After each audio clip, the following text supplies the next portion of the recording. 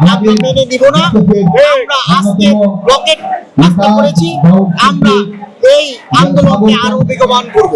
17 বছর তো আমরা আন্দোলন করেছি, আমরা আন্দোলনে আছি, আমরা আরো কঠোর আন্দোলন করব ইনশাআল্লাহ। এই পর্যন্ত আমাদের নগর পিতা আমাদের নগর ভবনের ভিতরে না বসবে, ওই পর্যন্ত আমরা রাজপথে আছি, রাজপথে থাকবো ইনশাআল্লাহ। আমাদের মনে হচ্ছে যে এই দেশের বিরুদ্ধে আবারও এই স্বৈরাচারী ফ্যাসিস্ট দোসররা এখনো এই দেশে রয়ে গেছে, এবং নগর ভবনের ভিতরে এখনো ওই স্বৈরাচারী শেখ হাসিনার লোকজন বসে আছে, যারা কোনো কাজ কাম করছে না, আমাদের হোল্ডিং ট্যাক্স নিচ্ছে, আমরা কোথায় যাচ্ছে আমরা জানি না। আমরা নগর পিতা চাই, আমরা যার কাছে যে আমাদের দুঃখে সুখের এই ঢাকাবাসীর কথা বলতে পারবো। আমাদের নগর পিতা হিসাবে ইশাক ঢাকাইয়া ছেলে, তার বাবা বিগত আমলে মেয়র ছিল সাদেক হোসেন খোকা সাহেব, উনি আমাদের জন্য রাস্তাঘাট সবকিছু উন্নতি করেছে। আমরা ওনার যোগ্য পিতার যোগ্য সন্তানকে আবার মেয়র হিসাবে এই আমাদের ঢাকাইয়া শহরে